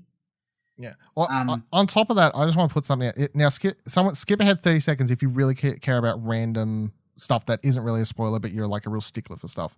In the credits for this game, like as to do with the connection stuff, in the credits for the game when you finish it, it'll say these are the players you connected with, and it lists a bunch of names. Journey, yeah. Yeah. Now, what exactly? Because I had about 20 to 30 names there. I'm like, what people are the ones that's considered that I connected with the most? But at the same time, I was like, yes, I recognize that name. Like, a lot of the names I was recognizing, but I'm like, surely I would have interacted with more than these. But at the same time, the names I'm seeing are the ones I recognize, which I found quite interesting. I think the way it works in the back end, it hasn't been confirmed by anyone, but I think they're kind of instance kind of servers. Like, you're in this server involving this X amount of people, and there's all different instance servers that all those people are connected to. Yeah. So I think that's the way it works. How it's determined, if it's random or it's, I don't know, but I am definitely going to finish it. I think I'm hitting a wall in the gameplay. I will. I think from this point on, I'm going to finish all the roads, and then from that point on, just judging from conversations I've seen Nick and Dylan have, if you get instanced into Nick's fucking world, you've hit the motherfucking jackpot. Yeah, like, you've hit the fucking lottery of players to connect with, because Nick will hook you up. You've probably got some fucking roads. You've probably got some bridges. I think I'm 2/3 of the way of building all the roads in the in the second. I think there's. I don't mind if you spoil it. How many different sections of the world are they doing? I would say 3, maybe 4. Like, the final area of the game is very small, I guess. So I would say 3 primary areas. Like, you start. Please tell me there's only roads in that second area. So roads in the second area. You're about to head up into the mountains, right? Yes, yeah, correct. Yeah, so the mountains is the what I'd consider the last section of the game, and the mountains are fucked because there are no roads. Right. Okay. The mountains are walking through snow. Second. So I was thinking overworld, there's that first little overworld. Oh no! So you're on the last map. There's literally only 2 maps. Okay, right. Okay, so Nick just fucking breathed a sigh of relief. He's like, okay, yeah. This is like I said. Once I've finished building all these roads, I'm gonna mainline the story. Like, I I was aiming at like you rank up similar to Metal Gear Solid 5 where you replay missions to get the best ranking. You can rank Best up rank all shit. the different mission givers to like 5 stars, so they're like super connected arbitrarily. But I think NPC wise, it doesn't feel as meaningful as other players. But I think from once I finish those roads, I'm going to mainline the story from then on out just to get it done. We've only got a couple more roads up into the mountains. And there's no I've roads. built the roads all the way to the western, distribution. So I just got from there to Mountain not to do. So how many When you missions, start how heading many towards deliveries the have you last done? section of the game, there's no roads, so you're fucked. You literally just have to drive. I'm just going to have to take my reverse cycle up there. Oh hell no! I will say my last thing I'll say is like so the reason I was hooked on the game and I want to go back and platinum it is I enjoy the gameplay mechanic of doing the deliveries and interacting with people. The amount of times my brain would do stuff without even thinking is just like I'd go to put down something in a location that would help me, but I'm like, oh, actually, if I just take an extra second and move over here, that's probably a better location for it for other players as well. Yeah. And I started doing that stuff without even thinking, which I found I was like, holy shit, I'm not even thinking about this stuff. So I love that, but I'll also say that when I finish the game, so once you finish chapter 9, I think, so then it's like basically the last 4 chapters are pretty much all story-based stuff, and it's like more a Metal Gear Solid type game. I love the story as well. And that's the thing. Like, I love the gameplay, but I love the story, and the reason I couldn't stop thinking about the game after finishing it was the story and the story implications and what it means, and me just being like, I'm mind blown, but I actually understand the game. What the fuck is going on? I understand a Kojima game, I think, maybe, possibly. Like, I think the whole Kojima is like disregarding MGS5. I think the story is pretty straightforward, but again, that's me, someone diving headfirst into all the of it. other warning I'll give you in case you don't know, the last 2 chapters of the game are just cutscenes, and they go for 2 hours. That's fine. It's just like the ending of MGS4. Yeah, so it's literally like grab your popcorn, a drink, you're about to watch a 2-hour Kojima movie. Okay, good. See, that's the aspect of Kojima that I love, which is controversial, I guess.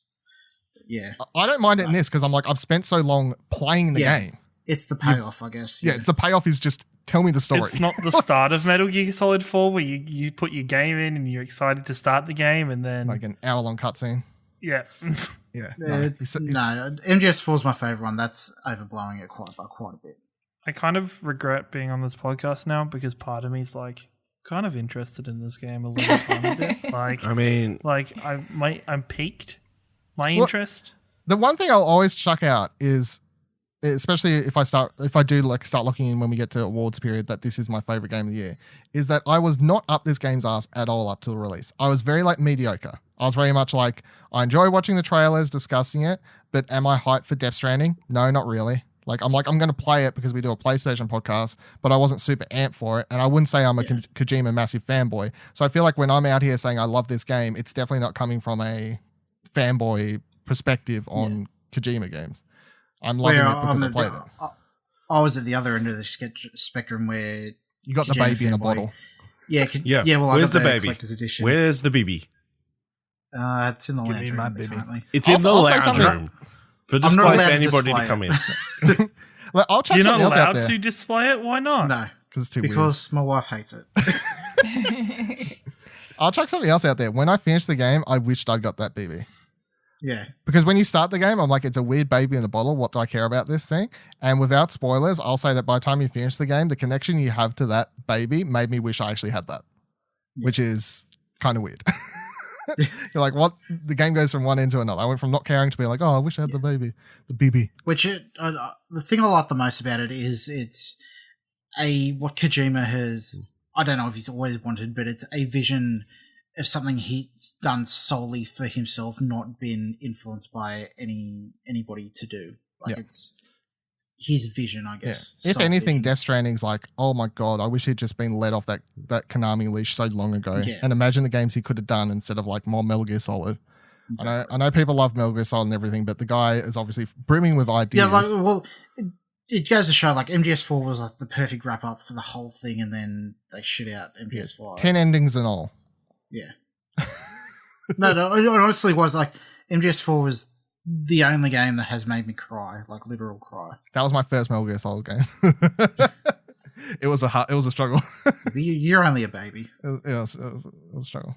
No, well, I got my PS3 and my friend had PS3 first. He's like, here, play Metal Gear Solid. It's my favorite franchise. I'm like, I've never played one. He's like, doesn't matter. I start up that game. I'm like, what the fuck? For me, the way to summarize it, I guess MGS4 is like the Avengers Endgame to the whole series. Yeah. You don't get anything anywhere near as much out of it without having the investment before.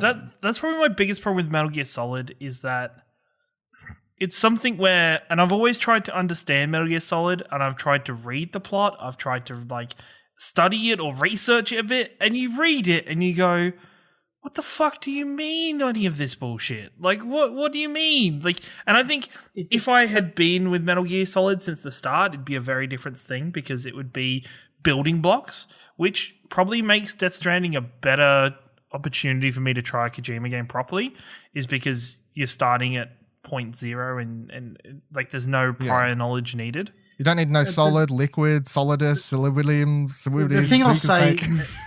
the thing I'll say about Metal Gear Solid, it definitely doesn't work as like a wiki consumer thing. Like it definitely the story you need to have the context of what happens between the cutscenes. My Metal Gear Solid what is you Kingdom endure Hearts. between it, and yeah, It's Kingdom Hearts. exactly. Yeah. Kingdom Hearts is Exactly. Just It makes no sense to people who aren't invested into it. I start Kingdom Hearts, like when me and Ash did our Kingdom Hearts 3 review cards, my favorite thing is just being like, I had the plot like pretty much laid out and understanding in my head, and then Ash is constantly being like, his face just telling a story of, I didn't understand what was happening, but what you're saying is kind of dot pointing stuff for me. Because I'm like, because this character and then their soul, their thing, and then their heartless combined with their nobody to create this other thing, and then there's time travel, and Mickey Mouse is like, hey, and then we got the. Well, it's no different to like Final Fantasy VII and all that's different kind of tie-in stuff and that as well. Yeah, It's- just about, is Dylan without spoilers? Is the end that you played? in Death Stranding. Is it the end, or is Like, it is there a sequel bullshit set up or something, Kojima? Is it going to be because Metal Gear Solid 5's ending wasn't the end? Like there was a whole No, second it part. didn't of the have game. an ending. It had a whole third part that wasn't included. Yeah. Yes. And people broke in and found like cutscenes that weren't in the game. Yeah. I would say that Death Stranding's ending is full stop. They're not only, it doesn't leave it open for a sequel, and also I think making a sequel would ruin the emotional Experience. impact that I had with the game. Okay. Yeah. I just want to say one thing, that Sam Bridges is the most dense character I've ever met so far. People just say whole sentences to him, which is like, Yeah. Minor Doesn't say spoilers, shit. that the part where you get the package delivered to Fragile, and like, that is so blatantly X-character. How did you not even realise that? well, I think that was on the nose. I think that's done so the player knows. Yeah. I can't really say without spoilers, but I'll say yeah. Yeah, it's really weird to hear people talk about the game that've only played like the first 20 hours, and I'm like, man, I was welling up at the ending of this game. Yeah. They're like, how? There's no fucking story. I'm like, this game was emotionally affecting me something crazy by the time I was finishing it, and everyone's like, how? There has no story. I'm like, but it does. Yeah, it's from what I've read and what I've been speaking to people about. You need the journey to fully appreciate the story. 100%. Like literally, and without spoilers, I need to do a review cast, like a spoiler cast one day about this game, because there's so many parts in it that just blew my mind. When I There is finish it in literally- 2022, another- we can Yeah. do it. Another 100 There's hours. literally- Clone Dylan. there's literally a part in the game that Sam, like Norm Reese's character for people playing along at home, Sam Bridges in this one boss fight towards the end of the game, right? By the way, it's not a spoiler to say it's boss fights in the game. There are boss fights. In one boss fight towards the end of the game, Sam Bridges starts saying some things where I'm like, holy shit. Like, Kojima knows this game is going to annoy people. He knows that what he makes you do is tedious, and then it's going to be a struggle and whatever else. But then there's a part in the game where Sam's character literally finally lets out how tedious and whatever else it's been and how much it's been annoying him. I'm like, fuck, like it works. It really does. Cause you're like, he's emotional about it. And so am I, cause I've been the one fucking doing it, like, like it's, yeah, it really I works. also want to say one last thing, that how good the actors are in that kind of medium. Like, I've played Advanced Warfare with Kevin Spacey and he's like phoned it in, but I guess the performances that Kojima has gotten from Mads Mikkelsen, Norman Reedus, Tommy Lee Leia Jones. Sado. Yeah, Leia Sado. I mean, you can't really count Nicholas Winding Refn and Guillermo del Toro. Guillermo del Toro. No, they're just body doubles. Yeah, I would say the performances are what make the crazy plot work a lot too. Oh, and that comic that I don't know if it's a spoiler or not. That's at the cosplayer one. Oh right, yeah, that's fine. Yeah. I did. That was totally a left field for me. I did not read up where he would actually show up, and then I was like, oh, you knew he was going to be in it. I knew he was going to be in it. Is this a late night person? Yeah. Yeah. Okay. Oh. I don't know if it's a spoiler to say where he actually shows up. I don't think so. I think it's been better make fairly that delivery. plastered over. Yeah. Okay. Well, I don't know if it. Well, fuck it. We'll just say it. If you ever see the cosplayer show up as an icon on your map, go there. That's where you'll find the one Conan O'Brien. He's not listed. Did you deliver? Oh, sorry. Did you deliver all the pizzas? Yes, and that does pay off. Yeah. That pays off. Not drastically, but you do get a payoff for the pizza deliveries. After you finish the game, basically, or no, towards the end of the game, it's payoff. Yeah.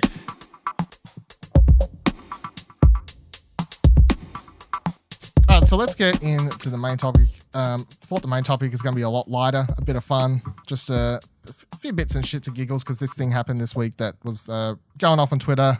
That was quite good to see. So Vinkin at Vinkin Art on Twitter, who was already following myself plus the Explosion Network account and everything because they did this artwork for the game called Alluri. I think is how you pronounce it. Little red panda, not a fox. Gotta make sure.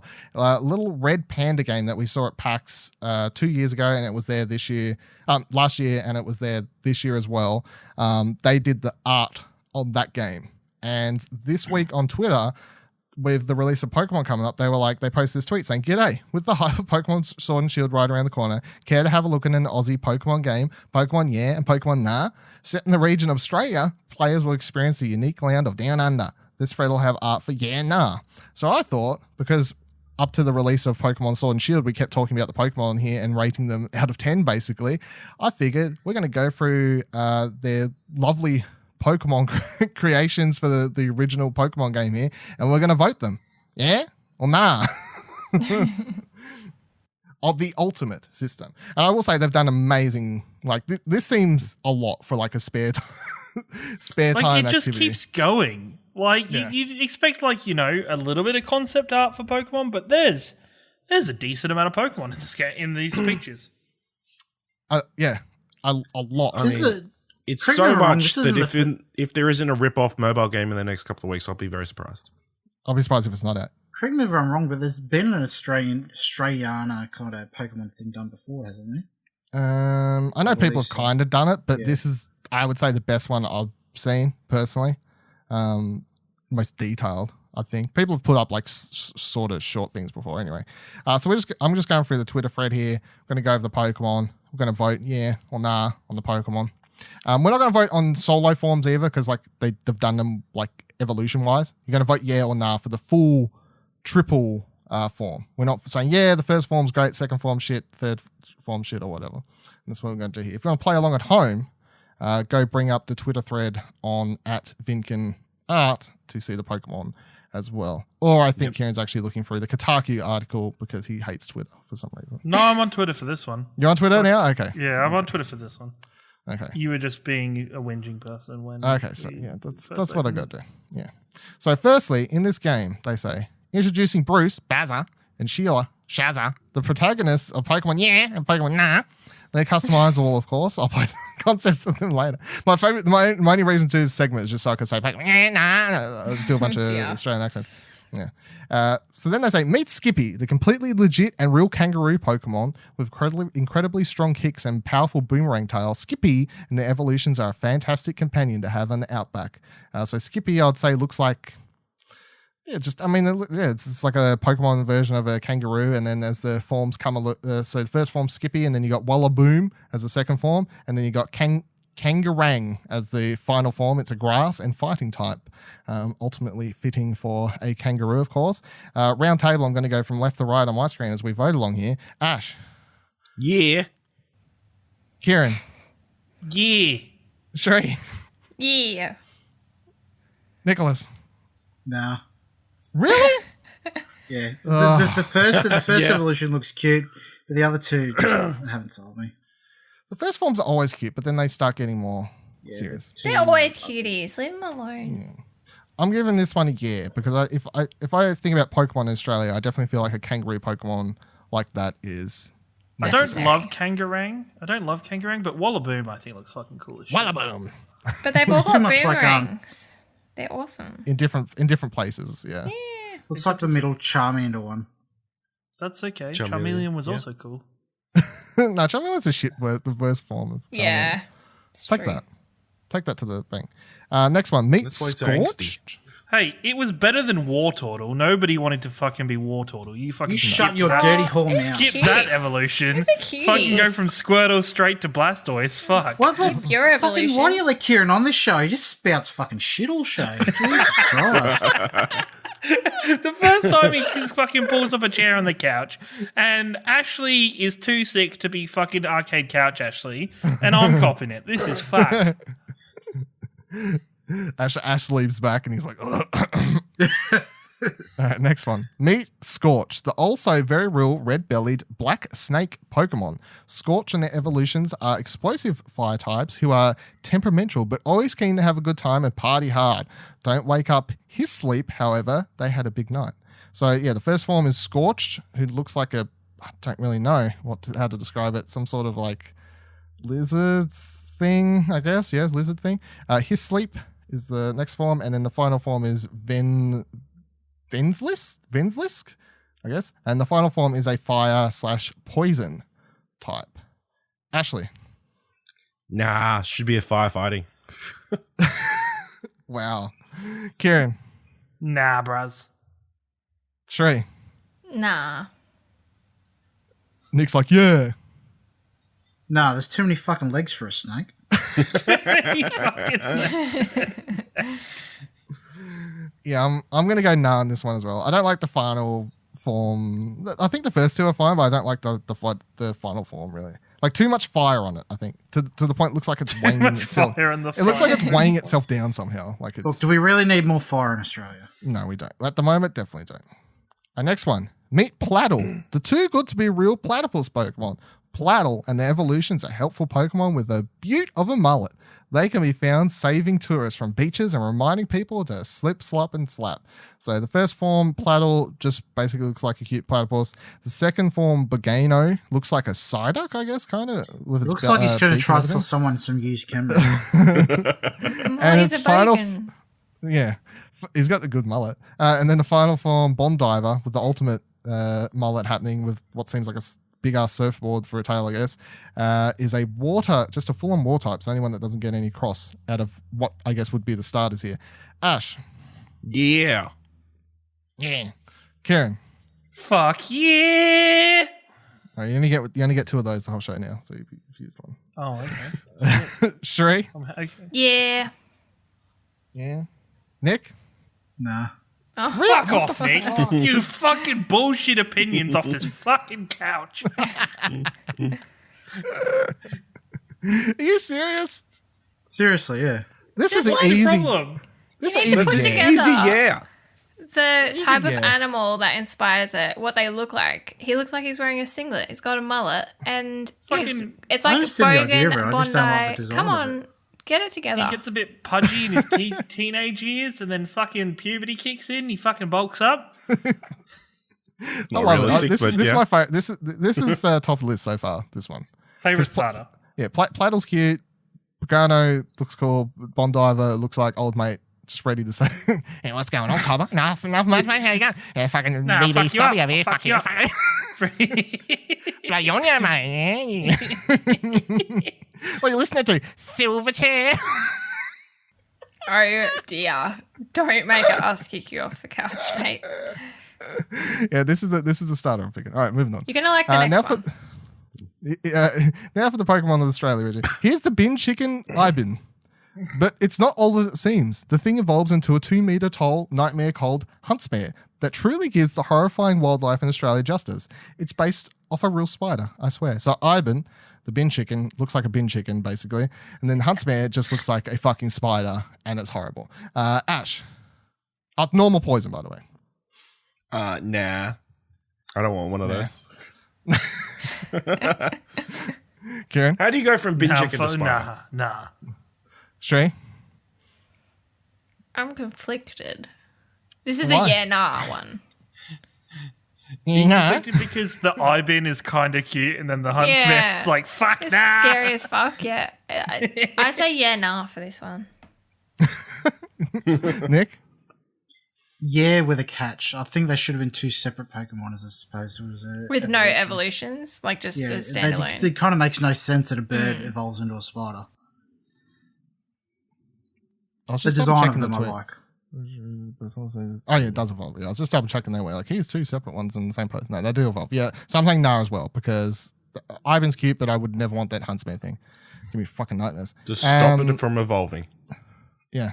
Yeah, 100%. Fucking stop. Don't you fucking dare, you little fucking gun. Good Fucking fight. dare. I also want to point that it's not a spider because it's only got 6 legs. Oh, my God. Oh, my. Next one, meet Gallipoli? Gallipoli. Gallipoli? Is it just straight up Gallipoli? The Nurse Joy's companion for the Australia region, a dedicated Pokemon that will truly never give up when trying to help other Pokemon and people. It's just a normal Pokemon that looks like a little pony with a pink sheet over it with a heart symbol because it's out saving people. I guess, or I suppose it's inspired by like a donkey during Gallipoli. What's that donkey's name? What's that famous donkey? Simpson. I guess it's is donkey. yeah. I guess it's inspired by like Simpson's donkey. I guess is the inspiration there. Ash. Yeah. Yeah. Karen. Nah, yeah. Now look what Shree's done. She's like opened the floodgates. Oh yeah, I can say yeah, no, actually. If we can say yeah, nah, it means we can go with a nah, yeah. Shree. Yeah. Yeah, you're like a cute pony. Put donkey a thing. unicorn horn on there and we got one. Yeah. Glue one on. Nick, Can I just go neutral on this one? you can go. That's a yeah, Yeah, nah. nah. Come on, get it together. Nah, yeah, nah. Nah, yeah, nah. Hit him with a nah, yeah, nah. Yeah, Yeah, that one. no. So scroll down a bit further past the concept sheets there. We got a couple more. Here's Lignup. Weird evolutions that are based on Iggy Pup. Iggy Pup. Iggy right. Pup. They're based off of Goanna, and their poison is glow-in-the-dark spray paint. It's the ace of the dark-type gym leader. So Iggy Pup looks like a frog with a that looks like it's part of Voldemort's squad. And then Glowana is a little bit adult version. And then Glownitor looks like an enemy from Crash Bandicoot. Looks like it's going to Burning Ash. Man. Yeah. Ash. Wait, it looks like an enemy from Crash Bandicoot, not an enemy from fucking Ty the Tasmanian Tiger? You fucking on Let's be honest, nobody played that. No, even I haven't Sorry, played that. Graham. Oh my god, fucking hell. Yeah. I wasn't even in the country and I played it. Sorry. It's a fucking state, you... Jesus Christ. Yeah. Ashes, yeah. Kieran. Fuck yeah. It's my Sure. favourite one. Yeah. Yeah. Nick. Nah. Fuck you, Nick.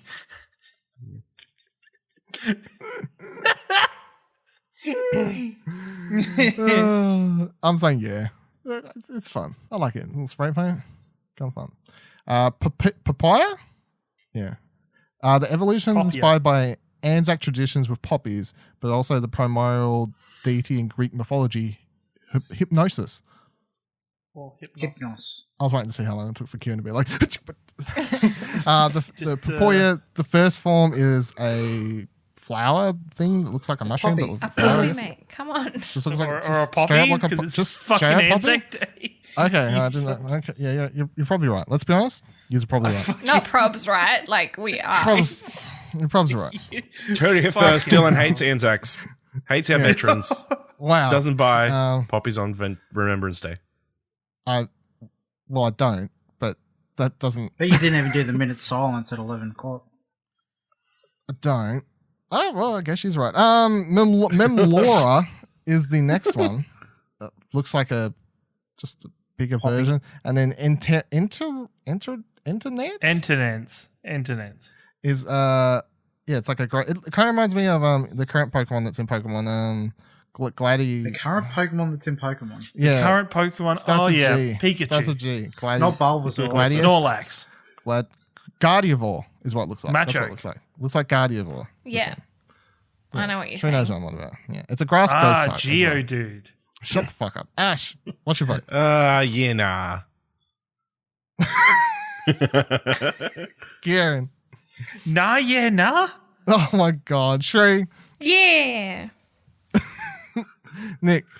Nah. Oh my fucking. Do you like any Yeah, I do.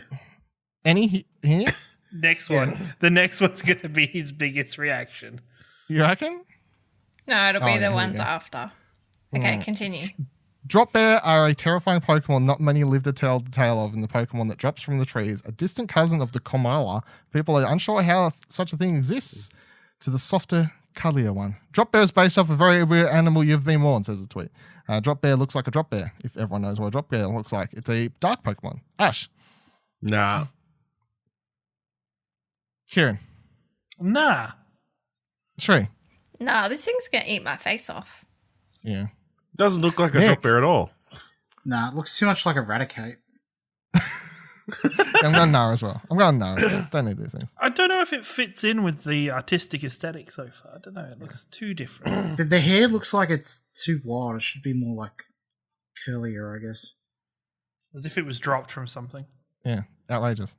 Next one is Git, Bugriff, and Mortem, which are 3 versions of some ugly fucking bug. And the last form is a bug flying thing. It's just a brown bug. It looks like a bug I would squash. Looks like a It's cockroach. like something from H.P. Lovecraft. Yeah, cockroach. There you go. Yeah, that's probably right. Ash. Yeah, nah. Really? Okay. Kieran. Nah, yeah. Fuck's sake. Shree. Nah. Nick. Yeah. Yeah, of course you would, wouldn't you? You're like, oh, this thing hangs around with dung. Be my number 1 starter Pokemon. Nicholas just doesn't like cuties, I've decided. Excuse you. That's enough for me as well. I don't want this thing. Yowies are both terrifying outback monsters, but also sweet chocolates with hidden surprises in them. No worries. Niji is a friendly Pokemon that will help you carry your heavy luggage. Don't anger Gamonster, however, it won't end well. So you've got Chowie, the first form, Gamonster, the second form, and then Yawinji is the final form. The final form is a fairy fighting type. Ash. Nah. Fuck you. Jeez. Kieran. Yeah. Yeah. Shrey. I mean, I was not, but now when I look at them, I realize that the second form is him busting out of his chocolate Yowie outside wrapper. So I'm kind of a yeah-nah. Nick, you've got me around. So Oh my near ya. Nick. No, I think from an artistic standpoint, they kind of look the most low effort of all of them. Bloody Nick's going old hardcore art critic over here with it. Jesus Christ. I'm going because I loved collecting the Yowie. We know you love chocolate Yowies. Alexing. Next one is Drimp and then Krustic, which is a shrimp Pokemon, basically. Ash. Yeah. Water Steel, by the way. Kieran. Fuck nah. No, don't like shrimps? No, we don't have fucking shrimps. Yes, we do. Yes, we do. No, we don't. We put them on the Just don't call them Barbie. shrimp. You fuck off, you fucking bunch of fucks. I've caught them out of the water. I mean, they're Kieran. real. Shut up, you import. It's not a fucking shrimp, though. Shrey. Yeah. Yeah. I don't like the names, but yeah. Yeah, that second one looks like it's off a fucking metal album cover. I'm going with the Drimp looks cute, and then the second one reminds me of the Beyblades. So that's why I'm going with it. Beyblades. Let him rip. That's my thing. Gomp is the next one. It says meet Gomp and its evolutions. They're absolute units. Gomp is a cute one that rolls around when excited. Agridile and Crocknage are real beauties. They have powerful jaws and use their entwined tails to help them spin when they clamp down. They are said to live for 300 years. So Gomp just looks like a crocodile. Agridile looks like a crocodile with a snake attached to it. And then Crocknage, Jesus Christ, sounds like it does Destruction Derby. It's a dragon fighting Pokemon. Ash. Yeah. Yeah? Yeah. Kieran? Oh, yeah. Yeah. Shree? Nah, not enough cuties. Not enough cuties. Nick? Bullshit, Gomp's the cutest one of the lot. Taking that as a yeah? Yeah. Okay. We've only got 2 left. So, next one is the Australia regional of Sandile. They are red to match the searing hot red sand of the Aussie outback and deserts. Sandile open their mouths when laying around in the outback and create small flames. Looks sort of like a lighter. Oi, can you give us a lighter? Says the tweet. So you got Sandile that evolves into Chronocork. And then Crocorock, and then Crocodile is the final form. The first form is this cute little thing, and then they slowly... Snappy. Yeah, yep.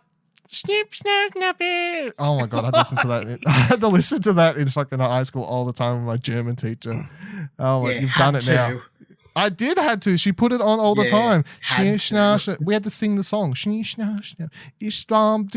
Whatever the song, I don't know. Ash. Nah. Kieran. Nah. No? Shree. Nah. Yeah. Nick. Nah, there's too much geometric shapes. Just too much. Nick's really putting that art degree to use on this podcast today. I'll tell you what, we need to go through all 900 Pokemon like properly with Nick. Yeah. Nah. Yeah. Nah. All right. Then, I'm giving that one a yeah because now that you've reminded me, it looks like Schnee Snappy. So, Schnee Snappy turned out to be a fucking punk rocker when he grew up. And then the last one is Kira. There you go. Is inspired by quolls, their sports resembling constellations. Their electrical energy brightens up any night. Sometimes forests may light up like the starry night because they're a gathering of Kira and Umeri watching the sky. So you got Kira, which evolves into Umeri, which evolves into Kiora. I don't know what to describe them as. Cuties. Well, yeah, there you go. Picture a cutie. That's what you've got. I like Ash. sugar gliders, I guess, is what he's going for. Yeah, I guess so. Makes sense, yeah. Or qualls. Yeah. Kieran? Nah. No? Nah. Shree? Oh my goodness. Yeah, the last one kind of reminds me of Ninetales. Sort of I was vibe, thinking this thing is Suicide. For some reason. No, I think it's just the pose. I think it's the pose and all the hair. It's not a hair, it's a cape, right? Yeah, I was like, is it a hair or is it a cape? Yeah. It does It's kind of look part like of its Water hair. Dog, but I mean, I like them all. They're so cute. Nick. Nah. Yeah, we know you don't like it. You don't like cuties. Bull. Got some cutie phobia. Scared Look of at getting Gomp. cuties. It's the cutest one of the lot. He's like, Bull, I picked the crocodile, the cutest one. How can you say Gomp isn't cute? Look at it. It's bloody outrageous. It's the cutest one ever. I'm going to give my one nah on this one. There you go. Yes, boom! Yeah, nah, not sure. Not 100% my sold. I feel like Goodness. there's too much going on in the last transformation. No. Yeah. And I feel like it's almost too cute. Like it's overloading me with Get out. She's like nothing could be too cute. Anyway, that's if you want to look at all those, of course, at VIVIN art on Twitter is who you want to go look up. What do you love? VIVNK art. Oh, sorry, VIVIN. It's because After your Link in the show performance notes. reading those Reading those Pokemon name and then the Twitter handle. Look, They give you a Pokemon after killing Dylan called you're always like, how do you fuck up so many things sometimes on podcasting? Motherfucker, I've been podcasting for like 4 hours at this stage, and I'm still going to keep whose going. fault is that? that shit Fucking I haven't. hell. Oh, right. Oh, You're not hosting the fuck's goddamn show talking to us. Anyway, that's that. Go check that out. That was really good. That was really Ko-fi.com/explosion to get Nick to rate all the Pokemon. wow. Every time you pitch these Ko-fi things, I got to remind you, there's not goals on there. Yeah. There's one goal. There's no reward system. There is if you write it in the note of your donation. Yeah, write it in the notes. Here's our first Write it thing. between getting Nick to rate all the Pokemon and sending Ash to Galaxy's Edge. You know, we've got a good I'll save you chance time now. Everything past like 250 is going to be no. Oh my Past god. 250. Yeah. Oh, wow. All right. Thank you for joining us this week on the couch. Make sure you check out explosionnetwork.com for all our other shows, reviews, news articles, and much more. Review Arcade Couch on Apple Podcasts or Podchaser to help out the show, or simply review the episode on social media and share it with your friends. You can, of course, follow Explosion Network on Twitter at ExplosionPort and join our Discord at explosionnetwork.com/Discord. You can follow me on Twitter at Vivaladil, Vivaladil. You can follow Ash on Twitter at Ashley Hobley, ASHLEYHOBLEY. You can follow Kieran on Twitter at Ya Boy Ringo. You can follow Cherie on Twitter at CHERICORNO, and you can follow Nick on Twitter at the moment. He's tweeting apparently at Lord Empire. See if that still exists by the time you listen to this. If not, he goes back to the ether forever. He pops out once a year. He's like a Komodo fucking dragon over here. I don't think that's how those work. I think they're around all the time. We'll see you here next week, same time, same couch. Probably not as full. Let's be real.